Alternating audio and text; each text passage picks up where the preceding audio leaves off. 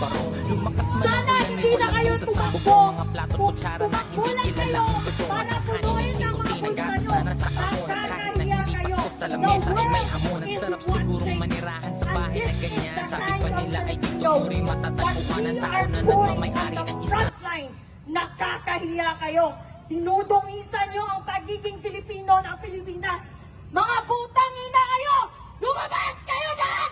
Kayong lahat! Mga putang ina!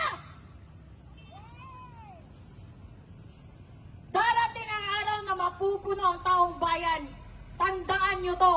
Walang makakaligtas. Kahit yung mga pamilya nyo na abroad ng abroad, nagpapakasasa sa pera ng taong bayan. At sa mga Filipino na nakikinig lang, walang ginagawa dahil hindi pa sila apektado ng korupsyon. Dahil hindi pa sila naabot ng korupsyon. Ito ang sinasabi ko sa inyo. Kapag wala tayong ginawa ngayon, mas mabuti na lang na wala tayong gawin until forever. I do not care. If you stay silent right now, just stay silent as quiet as a mouse forever. Dahil hindi nyo alam ang impact ng inyong pagiging neutral. Nang wala kayong kinu-call out, it's like an indirect permission given to these corrupt officials on the House of the Representatives. Parang sinasabi nyo sa kanina na okay lang na nakawan nila tayo, na okay lang na mag-planter sila sa putang inang pera ng taong bayan. Ito ang isipin nyo. Ilan ba ang total population ng Pilipinas? We're more than 100 million. Let's just do a traditional calculation. Ipagpalagay natin, merong 1 million working class earning minimum wage of 500. Let's just say it's 500. Do you really think that 500 pesos that a minimum wage earner is earning for that day may matitira? Wala. And what is the 12% value-added tax for that 500 pesos that the 1 million traditional assumpted numbers? Ano ang value? It's 60 pesos for the 500 pesos spent for on a daily basis. So ipagpalagay natin 60 pesos and merong 1 million minimum wage earners, that's 60 million pesos of value-added tax na napupunta sa pamahalaan. 60 million pesos. And come to think of it, it's not just value-added tax, it's not just 1 million Filipino minimum age earners. Ang daming tao, putang ina. Try to multiply 60 million pesos on a daily basis times 50 million Filipinos. Ang yaman ng Pilipinas. Pero meron tayong ospital na walang gamot. Meron tayong mga public hospital na walang higaan. At kung meron man, sira-sira ang higaan. Sasabihin na walang ayuda kung hindi magbibigay si Martin Romualdez. Putang ina mo, bakit pinangalanan mo ng Romualdez Hall ang isang espasyo na nasa Kongreso? Hindi mo pera yan. Hindi mo pera yan. Ang kapal ng pagbumukha niyong lahat. You are doing a syndicated, organized plunder against the Filipino people. Nakakahiya kayo. Ayokong maging Filipino dahil kung kayo lang ang halimbawa ng pagiging Filipino, mas mabuti na lang na hindi ako maging Filipino. Nakakahiya kayo. Habang ang mga tao, ang mga ordinaryong tao ay nagtitiis, pumipila sa mga barangay health center na walang gamot. Kahit paracetamol, sasabihin ni Kapitan, walang budget. Walang budget kasi ninanakaw. Binibili ng private jet ni Martin Romualdez.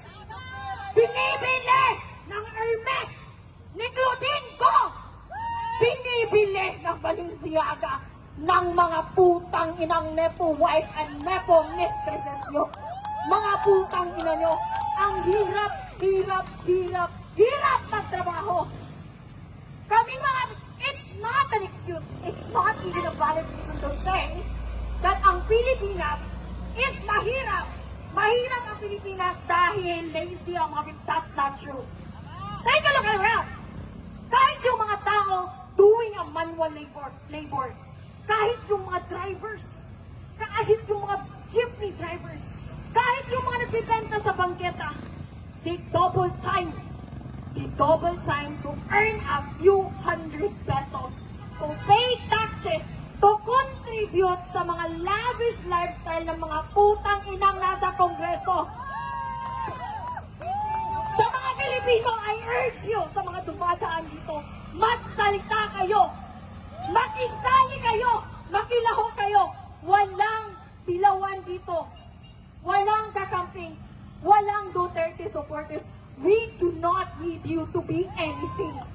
We just need you to be a Filipino, standing for accountability, standing for responsibility of securing our future. Kasi kapag wala tayong gagawin ngayon, wala nang bukas ang Pilipinas dahil ninanakaw nila. Walang bukas ang Pilipinas para sa atin, para sa mga anak nyo, at para sa mga anak na anak nyo. Can you imagine? We're still paying the interest of utang coming from Marcos Sr. And here we are right now. We're gonna pay again for the fucking debt of the Philippines because of their fucking blunderers in the House of the Representatives, in the Senate, and on the executive branch, Mr. Marcos. Ang kapal-kapal na mukha nyo, ang daming Filipino. Sasabihin ng mga Nepo babies nyo na wala kami ambag sa taxes. We are taxed heavily. Can you imagine sa Southeast Asia, ang Pilipinas ang isa sa pinakamalaking merong value-added tax. I'm gonna tell you a story of how I got here. Yesterday, I was from Cebu. I booked a ticket to go. It's 2,100 pesos and few centavos or something. I got taxed. It's 340 pesos. I ride an Angkas going to the Pier 4 in Cebu City. I got taxed again. I bought soft drinks. I bought bottled water. I bought Wi-Fi subscriptions sa barko. I got taxed again. Putang inang value-added tax. Ang dami. Just try to imagine if a single Filipino is paying at least 200 pesos of value-added tax on a daily basis. 200. Multiply it by 100 million. Ang yaman ng Pilipinas. Pero wala tayong pera! Dahil magkakapal ang mukha nyo dyan sa Kongreso! Lumabas kayo! Mga putang ina nyo! Mga magkakapal ang mukha! I do not understand. I cannot wrap my head around the fact paano nyo naiisip, paano nyo hindi naiisip kung gaano kayo ka-immoral, kung gaano kayo ka-demonyo. Nagpapakasasa kayo sa pirang hindi inyo. Tumakbo kayo para maglingkod. Just reminding you, sir and ma'am, tumakbo kayo para maglingkod, hindi para magpaglingkuran. And don't start with us honoring, telling you, addressing you as honorable. Kasi between you and the taong bayan, you are the least organization with honors. With honors, you don't have any, zero. You don't have in any honors, wala kayong mga moral, wala kayong mga immoral kayo, mga makakapal. I am so frustrated, I am so angry beyond angry. Nakakaputang ina kayong lahat dyan sa House of Representatives. Mga mamatay na sana kayong lahat, tamaan kayo ng kidlat. Super ang pangbababoy at panggago nyo sa mga Pilipino. You're treating us like an idiot. Like we don't have access to information. You're treating us as someone as imbecile. Dahil nga namin sumugod ngayon at sunugin ang mga kaluluwa nyo dahil na bilong kayo sa impyerno, mga putang ina nyo. Tingnan nyo. Ito, mga drivers, mga minimum wage earners, sila ang nagpapakain sa'yo. Nagpapakain, kami ang nagpa-fund ng lifestyle nyo. Mga putang ina. Ano ginagawa nyo dyan sa Senate? Ano ginagawa nyo dyan sa Congress? Are you just doing log in and log out and that's it? No! We demand that you work diligently, you work morally, and you work hard for the Filipino people, for you to earn our trust, because you just don't deserve our trust and respect. I don't think so it's gonna happen anytime today. Mga makakapal ang mukha nyo. At sa mga kababayan nating police and armed forces of the Philippines, sir, with all due respect, I know naiipit kayo. Naiipit kayo kasi ang chief of command nyo nakakabutang ina. But then you're bound by your service, and you're bound by your contract, and you're bound by your employment. But please, this is beyond insane.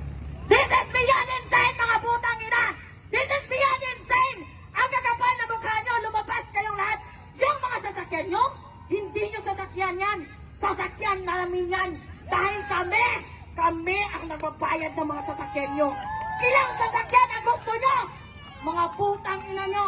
Ilang bahay sa Forge Park ang gusto nyo?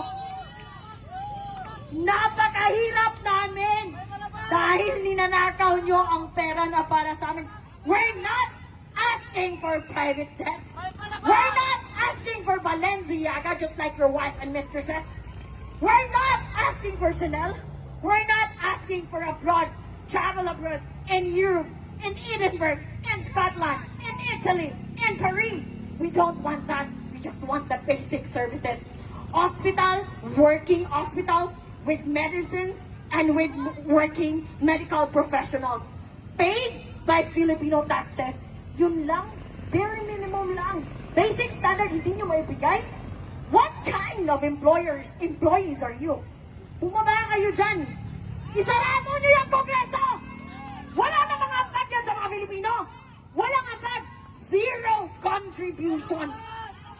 Pinapalamon lang namin kayo. Mga kapal ang mukha nyo. Sino sasakyan yan? Pinapalamon namin kayo. Wala kayong ambag. Wala kayong ginagawa. Hindi kayo nagtatrabaho. Nagnanakaw lang kayo. Araw-araw. Yun lang. Yun lang ang ninanakaw nyo. Sino yan ang lumabas sa Kongreso? Yan ba ang aming honorable magnanakaw? Putang ina mo! Pinapalamunin ka! Kung merong batugan at palamunin, hindi yun ang mga standby. Ang palamunin at batugan ay nasa Kongreso. Mga putang ina ang kakapal ng mukha. Magmi-meeting kayo sa Malacanang, mag-order kayo ng buffet, ng steak, ng caviar, and for what expense? From our hard-earned taxes. Ikaw, sir, you're working hard. Pera mo ang ginagasto ng mga putang inang ito nang nasa Kongreso. Isara nyo yan! Isara nyo ang Kongreso! Walang ambag dyan sa Pilipino! Putang ina! Harapin nyo kami dito! Harapin nyo, mga coward kayo, mga coward, mga walang bayad. Mga walang bayad. Nagtatago kayo sa inyong mga security. Nagtatago kayo sa House of Congress. That is our hard-earned. That building, we paid for that. Those cars, we paid for that. Maybe even the air you fucking breathe, we paid for that. The very least that you can do is to provide the basic services for ordinary people. Yet, you are so fucking incompetent that you don't know how to do that. Para kayong kaklase ko ng elementary. Andun sa klase, hindi nakikinig, bobo na nga, hindi pa nag-aaral, pumupunta lang sa paaralan para sa baon. Bakit ganyan ang mga kongreso natin? Bakit ganyan ang mga congressman natin, mga putang ina?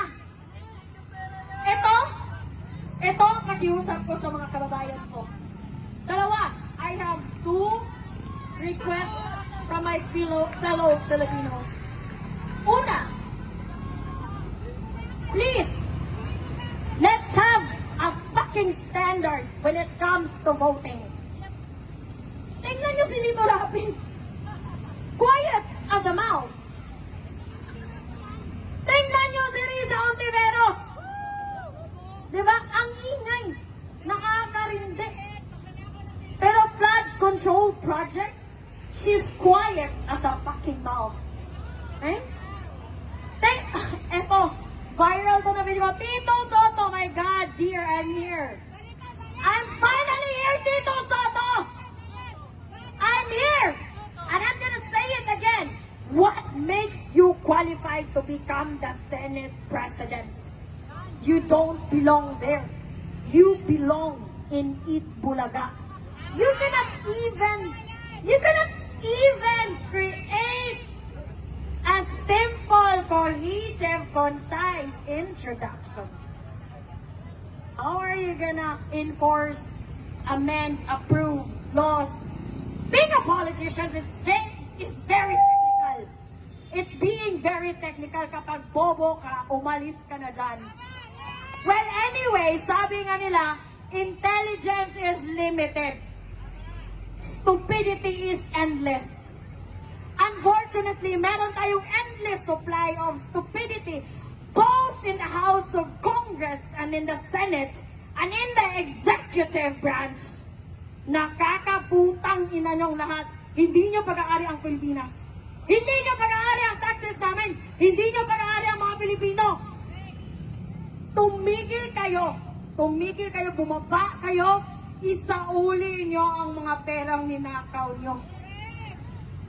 Matanong lang, nasaan na si Martin Romualdez? Balita ko raw.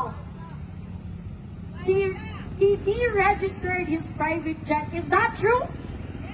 Patanong sa mga tuta mo dyan sa Kongreso. Tanungin mo sila. Pakitanong sa mga tuta ni Martin Romualdez dyan sa Kongreso. Where is your fucking boss right now? Did he go abroad with his stolen money? And he's not gonna come back here? Ito, tandaan mo, Martin Romualdez, we will not forget. Not even sa mga anak mo, sa mga anak ng anak mo, at sa mga anak ng anak ng anak mo.